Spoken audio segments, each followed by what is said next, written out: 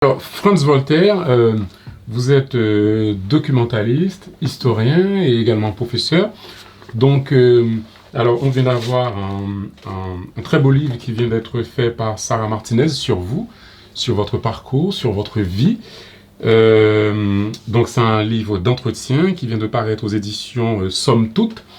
Alors, j'ai lu ce livre, en fait, on va dire que c'est un livre magnifique sur votre parcours, non seulement en tant que personne engagée, on va dire dans la culture haïtienne, et même, on va dire, au-delà, parce que vous avez un parcours riche qui va de l'Amérique du Sud à l'Afrique, en Haïti et aujourd'hui au Québec.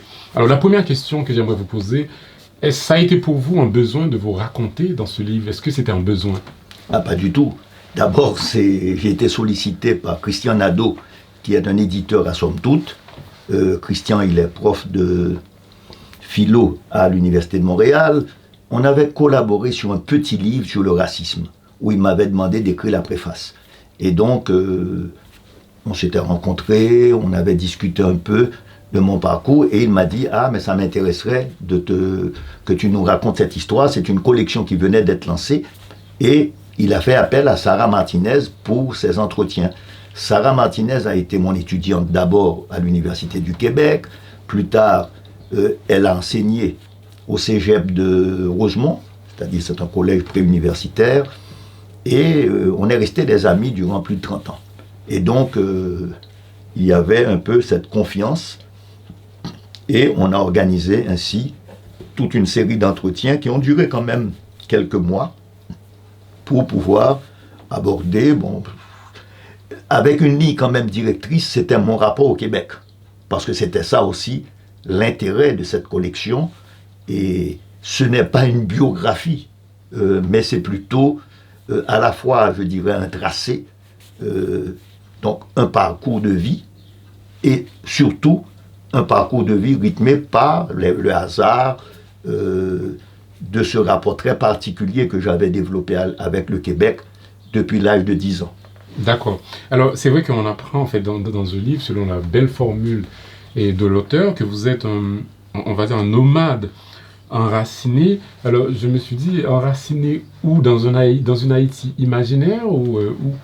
Eh bien non, j'ai découvert très tôt que peut-être quand on est en exil, on est aussi en exil de sa jeunesse. Donc on a ce pays imaginaire qui s'est transformé. Et ça, c'était dès mon retour, qui était le premier retour après 11 ans d'absence et d'exil en 77.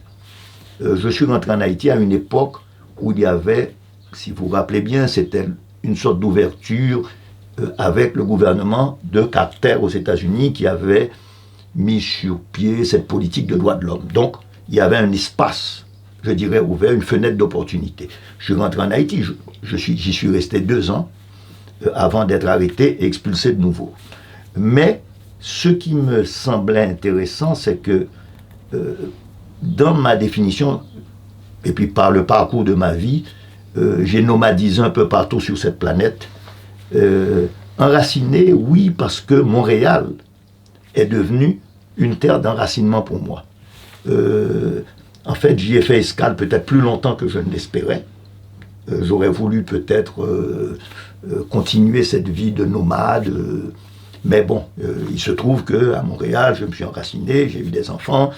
Donc, Montréal est un peu aujourd'hui, je dirais, mon port d'attache. J'ai essayé de le faire en Haïti, en plusieurs fois.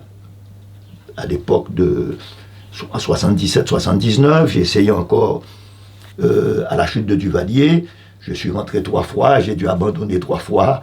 Donc, aujourd'hui, je dirais, et à mon âge, 74 ans, Haïti est devenu un peu difficile de m'y installer. Je pense aussi peut-être que j'aurai l'occasion de m'y installer, mais ça, on ne le sait pas. Effectivement, on va revenir en détail sur toute cette période-là. Alors, en fait, il y a quelque chose qui m'a frappé. Au départ, on va peut-être vraiment commencer avec l'interview par une épisode que vous racontez dans votre livre. Vous dites que vous avez rencontré le racisme pour la première fois à New York, dans un restaurant. Est-ce que vous pouvez nous raconter cet épisode? Je dirais plutôt à Miami. Vous savez, à l'époque, je devais avoir 10 ans, c'était en 1958. Donc c'était... je suis parti avec mon père et ma mère et on a dû faire escale à l'aéroport de Miami. Et là, on a demandé, on attend de l'avion pour New York. On avait commandé un repas, mais vous savez, il n'y avait pas des assiettes en plastique, ni des assiettes en carton. Donc, on nous sert dans de la vaisselle. Et d'abord, le type était presque de mauvaise foi, il ne voulait pas. Et finalement, après avoir déjeuné, on a vu le type prendre toute la vaisselle et la jeter aux poubelles. Donc c'était pour moi une des premières manifestations, je dirais, de ce racisme américain qui est, je dirais, intrinsèque à l'existence même et à l'histoire des États-Unis. Parce que on le voit encore aujourd'hui avec les tueries, on le voit avec toutes ces manifestations qui parcourent toute l'histoire de l'Amérique. Donc, pour moi, ça a été marquant, non pas qu'on n'ait pas vu de préjugés en Haïti. En Haïti, il y avait ce que j'appellerais tout ce que les Haïtiens dans l'histoire haïtienne appellent le préjugé de couleur, c'est-à-dire, mais qu'il s'agit de préjugés est très différent d'un racisme systémique, d'un racisme institutionnalisé, parce que le préjugé n'a pas les effets du racisme comme tel. Mais à l'époque, on était en 58 et il y avait des effets pour la population afro-américaine qui pouvaient être lynchée, qui pouvaient être assassinée. Il y avait même des lois qui interdisaient les relations sexuelles entre ce qu'on peut appeler blanc et noir. Il y avait des mécanismes de discrimination officielle. On n'en était même pas encore à la politique des droits civiques qui vont suivre et qui vont peut-être se réaliser après Martin Luther King, c'est-à-dire pratiquement sous le gouvernement de Johnson, où l'on va voter les premières lois américaines sur les droits civiques, où les gens, dans plusieurs régions des États-Unis, n'avaient pas le droit de vote. Donc on voit déjà ce racisme, qu'il fonctionne et comment il continue de fonctionner. Il change des formes, il y a bien sûr des avancées, mais c'est là que pour moi, ça a été une prise de conscience d'un phénomène qui traverse les sociétés occidentales. D'autant plus que, que vous, personnellement, vous êtes en Haïti, ce que les Haïtiens appellent un grimaud, entre guillemets. Quand vous avez vécu ça, j'imagine que ça doit être d'autant plus un choc, parce que ce n'est pas quelque chose que vous aviez connu en Haïti. Ça dépend. C'est-à-dire, mon père était ce qu'on peut appeler mulâtre, clair, bon. Mais en même temps, il faut se rappeler que on ne vient pas de cette bourgeoisie haïtienne. Mon père est né dans le Nord, ils sont d'origine guadeloupéenne, donc il n'y a pas... Et ma grand-mère était quelqu'un qui était couturière, donc c'était pas... On venait pas de cette bourgeoisie haïtienne. Donc j'étais toujours, alors je reviens au titre de mon livre, une sorte d'étranger de l'intérieur. C'est-à-dire en même temps, je fréquentais une école classique, le collège Saint-Martial, mais en même temps on vivait à Côte-Plage, dans un quartier qui allait devenir un quartier très populaire. Donc, quelque part, j'étais un peu toujours en porte-à-faux. C'est-à-dire, par mon type physique, je pouvais être identifié à un groupe dominant. Dans la réalité, on n'était pas lié à ce groupe dominant. Par contre, par ma mère, bon, c'est une famille de notables provinciaux. C'est-à-dire, ils sont venus d'une région d'Aquin, mais ma grand-mère maternelle est une paysanne d'une zone qu'on appelle Moncoma. C'est-à-dire, au fond, j'étais aussi bien si j'allais chez ma grand-mère, qui venait d'une paysannerie qui n'était pas une paysannerie pauvre. C'est plutôt une paysannerie de petits propriétaires. C'est-à-dire, ils avaient des propriétés de 5 carreaux de terre, donc c'était quand même une paysannerie, je ne dirais pas riche, mais c'était une paysannerie. Et ma grand-mère avait fait quelques études primaires, mais ça n'allait pas au-delà. Et mon grand-père, lui, venait de notables de la ville où il avait été député, maire, etc. Donc c'est un peu une sorte de, je dirais, moi je venais d'un milieu disparate. C'est-à-dire j'avais des cousins qui étaient de tous les types physiques possibles et imaginaires, du noir au presque blanc. Donc personnellement, c'est une situation un peu inédite. D'accord. En fait, en 1958, vous étiez encore un enfant. 10 ans. Et vous aviez 10 ans. Et vous racontez que votre école, qui se trouvait à peu près en face du Palais National, vous avez vécu quelque chose d'horrible. C'était une tentative de renversement de François Duvalier. Et vous dites que cette période-là, on va dire cet événement-là, a marqué pour vous la fin de l'innocence. Est-ce que vous pouvez nous raconter ça? Et tout à fait, parce que on allait dans un camp scout. Moi, j'étais scout. On allait dans un camp et on dormait dans les dortoirs, en fait, des séminaristes qui étaient eux partis chez eux en vacances et en attendant que le camion qui le lendemain matin vers 6h du matin devait nous amener en province. Et on entend des tirs, ce sont des tirs nourris parce que le collège est en face du Palais National et donc on se rend compte qu'il y a quelque chose qui se passe. Et le lendemain, effectivement, il y avait cette foule qui s'est... Après cet événement, on a su que des gens avaient été pratiquement massacrés, qu'il y a eu cette tentative d'anciens officiers de l'armée d'Haïti. Mais ça, est-ce que c'est le souvenir de l'enfant ou est-ce que peut-être ce sont mes lectures ultérieures? Mais on s'est rendu compte qu'il y avait quelque part quelque chose qui se passait. Quand on a vu la foule débouler, des gens avaient certains morceaux de chair humaine qu'ils avaient pris comme trophée, et c'était effectivement le moment où on va connaître la naissance d'une violence extrême. Plus tard, ce sera aussi, avec ce moment, on prendra le décret de création des VSN, c'est-à-dire des Makoutes, et là, peu à peu, le régime va se transformer, parce que Duvalier, en 1958, avait 1 an d'existence. Et là, le régime va changer complètement, et la répression va s'imposer comme la norme. D'accord. Alors, vous avez vécu un peu partout, on a vu, que ce soit au Cuba, au Chili, au Mexique, aux États-Unis, et même un petit peu à Paris, aussi en Afrique. Donc on va revenir un petit peu en détail sur tout ça. Mais vous avez choisi de vous installer au Québec. Pourquoi? Est-ce que c'était parce que le Québec à l'époque, c'était, on va dire, la terre d'accueil des intellectuels haïtiens? Ou bien est-ce que vous avez vous-même, et à ce moment-là, vous aviez vos amis qui se sont installés au Québec? En fait, je m'installe au Québec après le coup d'État au Chili, où je suis emprisonné au stade, et finalement, il y avait Carrie Hector qui avait été de passage à Montréal. On s'était liés d'amitié. Carrie Hector était à l'époque dans le département de sciences politiques de l'Université du Québec à Montréal. Il faut se rappeler aussi, le Chili d'Allende, c'est un moment où l'intelligentsia latino-américaine, les exilés politiques latino-américains et caribéens se retrouvaient tous dans cette bonne ville de Santiago. Donc il y avait une sorte d'effervescence à Santiago à l'époque, et c'était une sorte de lieu de visite obligé. Et donc, moi, c'est là que j'avais rencontré Karl Lévesque, prêtre jésuite, animateur communautaire à Montréal. J'avais rencontré Gérard Pierre-Charles, qui par ailleurs était marié à ma cousine Suzy Castor, et Carrie Hector. Et donc, après mon arrestation et ma libération, on m'a envoyé au Pérou. Et donc, j'ai pensé qu'il fallait trouver quelque part où aller. Ce quelque part, pour moi, ça devenait naturel que ce soit le Québec. D'ailleurs, Carrie Hector a fait des gestions nécessaires pour trouver un visa d'étudiant, puisque, vu les circonstances de l'époque, c'était ce qui était le plus probable.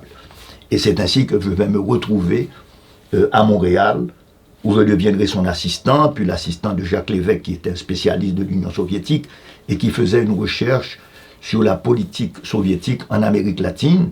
Comme je parlais espagnol, donc j'étais un peu chargé de faire les résumés des journaux, des communiqués, des différents textes en espagnol, parce que Jacques, s'il parlait le russe, ne parlait pas l'espagnol. Donc, je devais faire ce passage. Donc, c'est ainsi que je suis arrivé à Montréal. Mais je suis arrivé le 28 décembre 1973, mais j'ai toujours pensé qu'effectivement, je voulais retourner en Amérique latine. D'ailleurs, je m'étais inscrit en maîtrise, bien que j'ai fait une maîtrise antérieure à la FLACSO, qui est la Facultad Latinoamericana de Ciencias Sociales, faculté latino-américaine de sciences sociales. J'ai fait une maîtrise à l'Université de Montréal. Et là, je pense que je suis parti, peut-être 3 jours après avoir déposé mon mémoire, sans même savoir si le mémoire était accepté. Bon. Et je suis parti le 11 juillet 1975. Donc, je suis parti pour le Mexique. Et finalement, je vais rester au Mexique plus de 2 ans. J'ai trouvé un poste d'enseignement à l'Université nationale autonome du Mexique. Et c'est du Mexique que je quitterai pour Haïti. Mais dans ma tête, Montréal, j'aimais bien cette ville. J'ai fait une expérience intéressante. Il y avait toute cette communauté haïtienne et tout ce bouillonnement.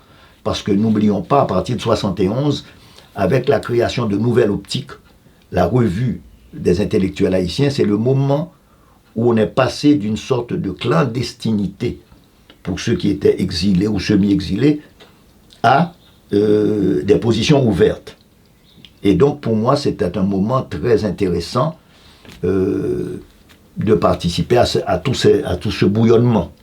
Mais je ne suis pas resté à Montréal, je suis donc reparti en 1975 vers le Mexique où je resterai jusqu'en 1977, date où il y a eu des débats au sein des diasporas haïtiennes. Est-ce qu'il fallait retourner en Haïti parce qu'il y avait cette fenêtre d'opportunité qu'on pensait ouverte, puisque on venait de libérer des prisonniers politiques. Moi j'ai discuté avec beaucoup d'entre eux, dont Marc Romulus, qui est décédé maintenant, qui venait d'être libéré de Fort-Dimanche, dont Crane, qui avait trouvé asile à Montréal. Et donc, on avait tous estimé qu'il fallait, pour ceux qui étaient les plus jeunes d'entre nous, à l'époque, je devais avoir dans les 26-27 ans, donc on a pensé qu'il fallait retourner en Haïti. Et donc j'ai décidé de retourner en Haïti. Mon séjour va durer je pense que si je me rappelle bien, c'est un 30 octobre 1977, et je serai déporté d'Haïti, arrêté et déporté d'Haïti le 1er septembre 1979. Mais c'est une expérience pour moi qui a été fondamentale, parce que là j'ai rencontré, je dirais, ce qu'on pourrait appeler la dissidence. C'était un moment, après les échecs et l'extermination de la gauche haïtienne vers 1969, c'était une sorte de moment où ceux qui avaient survécu, il y avait une sorte de dissidence. Pendant toute cette époque va se former aussi une union, une tentative avec une revue des écrivains haïtiens, il va y avoir des activités au théâtre, commence aussi, je dirais, l'émergence d'une église contestataire au sein de l'église dominante, avec les communautés de base, c'est peut-être plus tard qu'ils vont s'affirmer, mais déjà, des jeunes prêtres commençaient la parole commençait à se libérer. Déjà à cette époque, ok. À cette époque, c'est là qu'on va avoir des types comme des pièces de théâtre, et dont les pièces de Franck Etienne. Moi, je me rappelle Trou-Forban ou Pelin-Tête, seront joués à guichet fermé dans une salle de plus de 1400 personnes au Rex-Théâtre, au point que le gouvernement va intervenir et fermer cette diffusion de pièces. On a monté avec Hervé Denis, Lionel Trouillot et d'autres des pièces qui étaient jouées publiquement. Les gens ne voulaient plus nous louer, c'était l'église épiscopale qui nous avait loué cette pièce. Donc commençait un mouvement de dissidence. Radio Haïti Inter, avec Jean-Dominique, avec Compé Philo. Et je dirais c'est un moment aussi où émergent des voix dissidentes qui venaient des banlieues de Port-au-Prince. Et là, mon grand ami que j'avais connu très jeune, Mano Charlemagne, et j'aurai l'occasion plus tard de faire un film sur lui, Mano et Marco ont commencé aussi à travers la chanson, à questionner le système. Je me rappelle, c'est une anecdote, qu'on était tout près à Frères, dans une propriété, tout près du camp des Léopards, quand il a chanté sa chanson sur Haïti n'est pas une forêt vierge, où existeraient des bêtes sauvages comme les léopards. Alors tout le monde attendait, est-ce que les léopards vont intervenir? Personne n'osait bouger, je dirais, en disant, ils sont peut-être allés un peu loin. On a eu aussi plus tard, je me rappelle, le journal d'un fou de Gogol, que Richard Brisson, qui va mourir après avoir été capturé, qui sera torturé, Richard Brisson, qui jouait le journal d'un fou de Gogol, tout seul sur la scène, on venait de créer le CONAGEC, c'est-à-dire le Conseil national Jean-Claude. C'était le parti qui devait exprimer ça. Et avant la sortie, il vient, la foule le salue, et il dit « Je veux tous vous annoncer quelque chose ». Tout le monde attend, et il dit « CONAGEC, maman, non ». Bon, donc, il y avait, je dirais, un moment où tout le monde allait à tâtons. Personne ne savait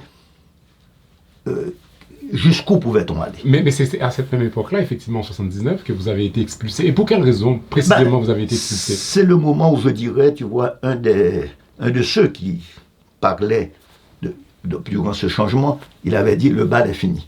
Parce que c'est l'annonce du triomphe de Ronald Reagan et donc d'une politique de répression. Et donc les gens du régime ont dit « bon, c'est terminé ». C'est-à-dire que la récréation est terminée, il faut retourner à une politique de force, et on a commencé une répression. J'étais peut-être parmi les premiers qu'ils ont expulsés, mais ils vont expulser après toute l'équipe de Radio Haïti, ils vont expulser des gens comme Marcus Garcia, plusieurs seront arrêtés. Donc c'est l'amorce d'un changement, je dirais, dans la politique du régime. C'est-à-dire ils avaient attendu, pas peur de se faire taper sur les doigts, parce que c'est un pays extrêmement dépendant de la politique américaine. Donc, ils sont allés mollo tant que Carter était au pouvoir, parce qu'on venait de libérer des prisonniers politiques. Après la mission d'Andrew Young en Haïti, qui va devenir après le maire d'Atlanta, qui était ambassadeur des États-Unis aux Nations Unies, Andrew Young qui avait été avec Martin Luther King. Donc, après, le régime, il va changer. Et plus tard, on va s'affirmer aussi toute une politique répressive pendant les dernières années du régime. D'accord. Donc, en fait, vous avez été aussi au Chili, vous avez rencontré, il me semble, ou bien vous avez peut-être entrevu Salvador Allende. Alors, c'était une époque, effectivement, une époque de bouillonnement politique au Chili. Donc, racontez-nous cet épisode. Bon, en fait, je suis rentré au Chili, c'était à l'époque de Eduardo Frei. Mais Salvador Allende était sénateur de la République. Bon, j'avais eu la chance de connaître un peu quelques-uns de ses parents. D'ailleurs, je publierai plus tard un livre sur sa fille, la Tati Allende. Et à l'époque, donc, il y avait des profs qui vont devenir ministres qu'on a rencontrés dans le campus. Ça s'appelait El Pedagógico. C'était l'Institut pédagogique national où il y avait ce département d'histoire où j'étudiais, mais c'était un moment d'effervescence, de débat, aussi de conflit. Lors des élections, par exemple, dans l'Union des étudiants, il y avait ce conflit entre ces quatre grands groupes, je dirais. À l'extrême de la gauche, il y avait le MIR, le mouvement de la gauche révolutionnaire, il y avait les jeunesses communistes, les jeunesses socialistes et les jeunesses de la démocratie chrétienne, et même il y avait ces groupes d'extrême droite qui vont s'affirmer avec l'arrivée de Salvador Allende au pouvoir. Et donc c'est une époque où j'ai tissé des liens très étroits avec beaucoup de ces jeunes Chiliens dans le département d'histoire. Et d'ailleurs, j'ai un chapitre que je publie dans un livre collectif qui va sortir à l'automne sur le Chili d'Allende. On m'a demandé de faire un chapitre sur mon expérience chilienne. Donc moi, j'ai été très lié à la gauche du Parti socialiste. Le Parti socialiste, il y avait toutes les tendances. Il y avait des tendances sociodémocrates, des tendances anticommunistes à l'intérieur du parti, des tendances pro-communistes, des tendances trotskistes. Donc c'était un parti où il y avait énormément de débats en son sein, contrairement au Parti communiste chilien, qui est un parti un peu, je dirais, stalinien. Le MIR, lui, était un parti plus proche, je dirais, des tendances, une tendance pro-castriste qui posait la question de la révolution armée. Et donc, on avait tous ces débats sur un campus et beaucoup seront victimes pendant le coup d'État. Certains seront assassinés, torturés, tués, emprisonnés. Des amis ont été emprisonnés pendant plus de 5 ans. Et puis bon, et même le pédagogique, on mettra, je pense, un amiral à la tête des départements de sciences sociales. On prendra des mesures, par exemple, interdiction pour les femmes de porter des pantalons. Donc ce seront des mesures extrêmement conservatrices après. Mais ça a été un moment exaltant. On avait des gens qui étaient en exil, beaucoup par exemple de dirigeants. Moi j'ai eu comme prof Fernando Cardoso, qui deviendra plus tard président du Brésil, social-démocrate. On aura des gens aussi, des sociologues qui ont amorcé une réflexion très importante sur l'Amérique latine, comme Enzo Faleto, ou encore quelqu'un qui deviendra ministre des Affaires étrangères de Salvador Allende. Donc, c'était un milieu très, très, très particulier. Donc, c'est une chance extraordinaire d'avoir vécu cette époque où toute la gauche latino-américaine se trouvait aussi en exil. Parce que c'est le moment du plan Condor, c'est le moment de répression militariste dans toute l'Amérique latine. Donc on avait à Santiago ces milliers d'exilés intellectuels, boliviens, nicaraguayens. Et donc ça a été une chance extraordinaire d'être présent à ce moment-là. Et plus tard, quand j'ai été admis à la Flaxo, qui était une faculté latino-américaine, c'était aussi intéressant parce que nous étions peut-être plus d'une vingtaine, mais nous venions de presque tous les pays. Donc c'était une occasion unique d'être en contact avec, par exemple, des gens qui m'ont assassiné. C'était l'ancien secrétaire général du MIR bolivien.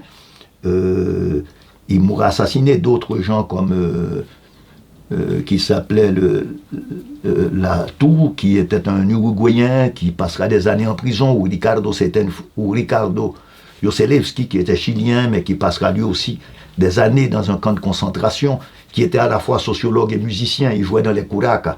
Lui, il m'a fait découvrir les musiciens de la nouvelle musique folklorique latino-américaine, parce qu'il jouait à l'époque dans ce qu'on appelait une peña, qui était une sorte de cabaret. Donc il y avait le fils Parra, Angel Parra, que je rencontrais d'ailleurs en prison, dans le stade, plutôt. Eh bien, ça a été un moment exaltant. Ouais, c'était à la fois une sorte d'initiation politique et culturelle aussi. Alors, il y a aussi votre séjour, en fait, ou bien vos séjours en Afrique. Est-ce que c'était aussi initiatique, parce que vous avez fait aussi le voyage en Afrique? Voilà. Moi, le voyage en Afrique, c'est un voyage fait, j'ai 19 ans. Je décide de tout laisser en France et d'aller, j'ai traversé il y avait un Espagnol qui partait pour l'Afrique avec un Tunisien. On est parti en voiture depuis Paris. On devait passer par le Maroc, la Mauritanie. Et puis, il y avait la guerre entre la Mauritanie et le Maroc à l'époque.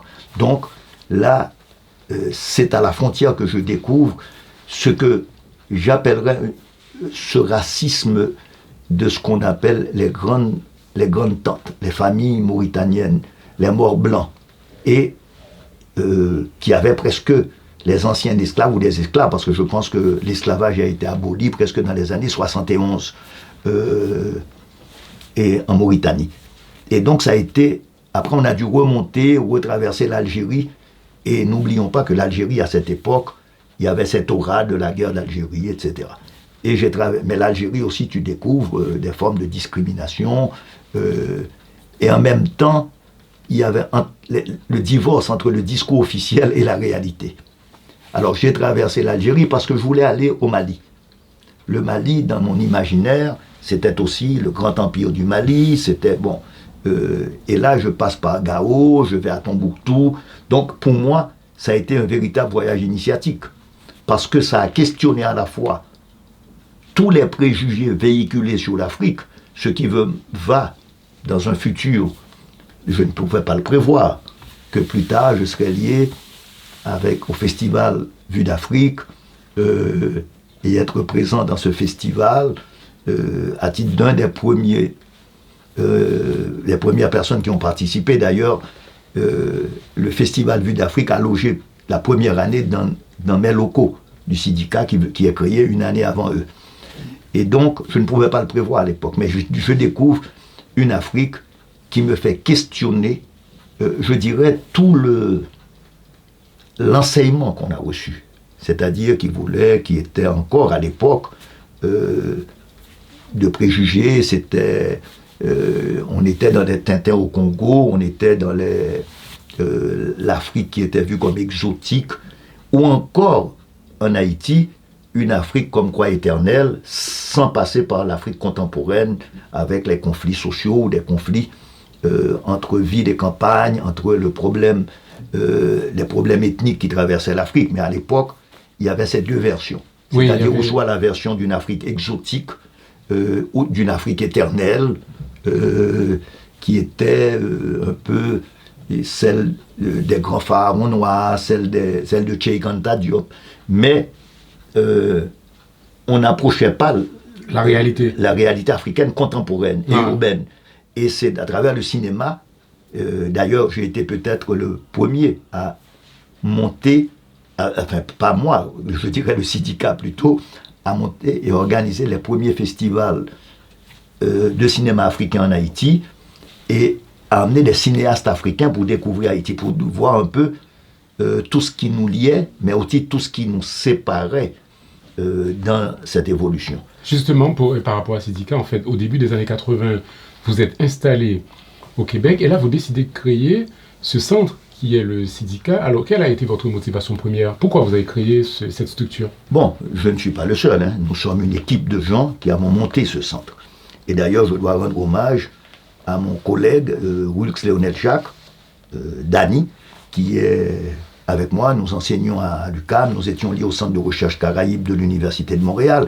On savait déjà dans les coulisses que ce centre allait fermer. On ne comprenait pas trop pourquoi, alors qu'arrivait une immigration caribéenne, qu'on allait fermer un centre.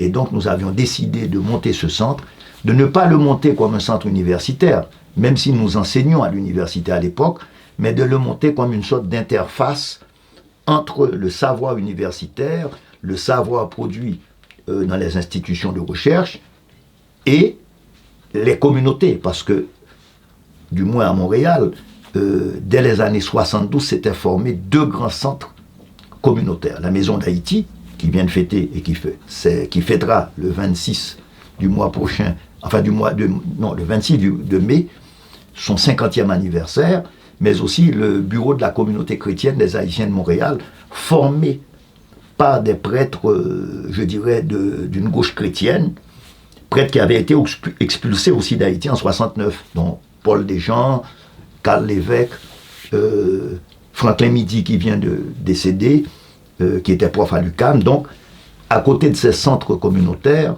on a décidé de former un centre de documentation et de recherche parce qu'on estimait, vu le nombre de Haïtiens existants, vu le problème de l'exil haïtien, qu'il fallait préserver le patrimoine littéraire, artistique ou immatériel haïtien, parce que en Haïti, ce travail n'était pas fait. Et que nous ne savions pas combien allait durer le temps de l'exil. Nous ne savions pas si nous n'étions pas là pour plusieurs années encore. Et donc, ça a commencé comme ça. On a commencé à la fois à faire des premières recherches sur les jeunes des communautés haïtiennes, à développer la bibliothèque, à développer des programmes d'animation, d'exposition. Puis bon, 40 ans plus tard, c'est autre chose. Le centre a quand même eu une évolution assez grande, au point que, 40 ans plus tard, on a quand même une extension en France, une extension en Floride, et un réseau qui s'est tissé dans toute la Caraïbe. Mais, au début, c'était de préserver, je dirais, une mémoire haïtienne, parce que, bon, ça ne se préserve pas.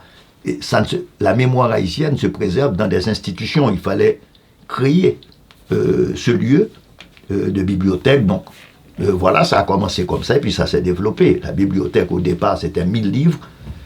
40 ans plus tard, c'est 30 000 ouvrages, c'est des archives, c'est presque 100 000 photographies, des dizaines de films, mais plus d'un millier d'audiovisuels, d'entrevues. Donc, c'est un peu quelque chose qui, en fait, on n'avait jamais prévu l'extension que ça allait prendre. Vous avez fui Haïti pour échapper à on va dire, à la dictature, et aujourd'hui les Haïtiens fuient pour échapper à l'insécurité, au kidnapping, au désespoir. Alors, on est toujours dans la fuite. Est-ce que vous n'avez pas l'impression qu'on est dans un éternel recommencement? Vous savez, Jean-Dominique disait qu'on était tous il parlait d'un transistor et Collier-Maljoc, qui disait à l'époque qu'on est tous un peu en exil de ce pays. En même temps, dans ce pays, il y a une sorte d'attachement viscéral, profond, qu'Haïti ne nous quittait pas, qu'Haïti était toujours présente pour nous. Mais en même temps, après la dictature, on a vécu, de 86 à nos jours, une énorme période de chaos. On a vécu aussi, et puis ces 10 dernières années, l'extension de la criminalité, comme ce qui se passe, pas seulement en Haïti, hein, il faut se rappeler en Amérique centrale, le Salvador, Honduras, connaissent une très forte criminalité. Et donc, aujourd'hui, il y a effondrement de l'État, mais aussi il faut se rappeler que tout ça se fait dans un contexte où il y a une présence à travers le corps groupe des États-Unis, la France, le Canada, et Ricardo Seitenfus, qui est un professeur brésilien et qui a été aussi assistant représentant de l'OEA, a signalé qu'en fait, ce sont ces membres du corps groupe qui ont déterminé, du moins ces 10 dernières années, qui allait être président. Qui n'allait. Donc, et le peuple haïtien a cessé de voter pratiquement en disant, bon, de toute façon, ça ne servait à rien, puisque M. Opon, qui était directeur des élections en Haïti, avait dit candidement, après, qu'on m'a dit de changer les résultats. Bon, alors on n'a pas besoin peut-être d'être grand clair pour savoir que, effectivement, dans ce pays, il y a la présence internationale a été déterminante. Dans une sorte de vision, je dirais, d'un pessimisme occidental quant aux possibilités d'Haïti, et que toute cette politique étrangère vis-à-vis d'Haïti était de maintenir, c'était une politique, je dirais, de containment. En anglais, ça voulait dire une politique de contrôler les boat people, et que cet aspect de démocratie formelle permettait de déporter les gens en disant non, c'est un pays démocratique, vous pouvez retourner chez vous. Donc ils ont échoué, puisque en fait, on ne peut pas dire aujourd'hui que c'est un pays démocratique, on prend plus les boat people par exemple. Oui, mais les boat people sont déportés, quand ils sont pris, ils sont déportés. Il y avait eu le statut de TPS, c'est-à-dire un statut de protection temporaire qui est menacé, qui est renouvelé, mais qui peut être levé à n'importe quel moment.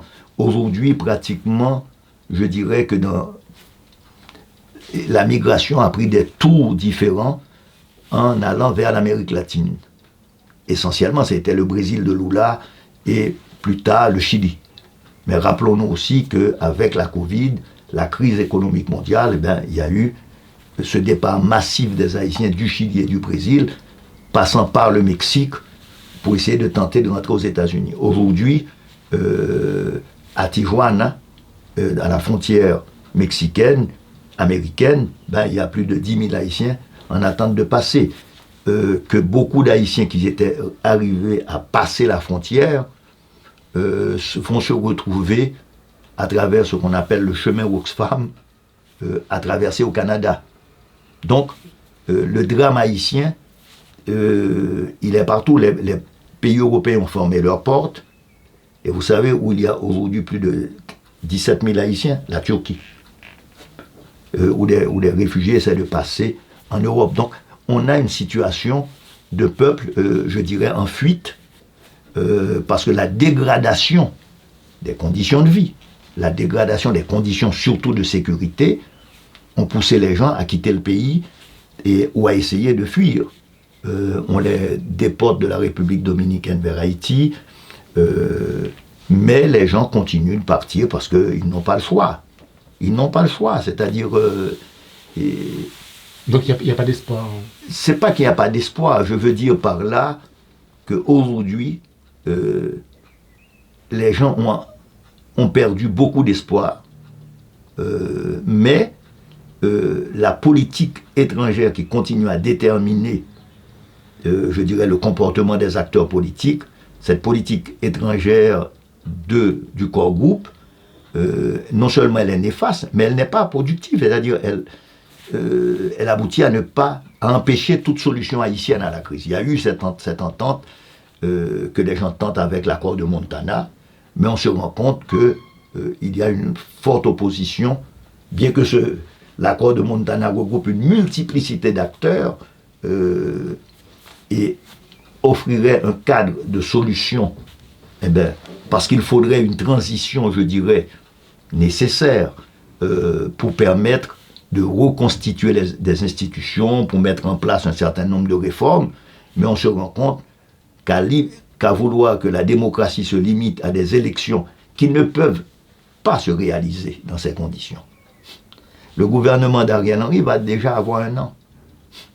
Il n'a même pas pu organiser des élections. On ne peut pas organiser dans des élections d'insécurité généralisée.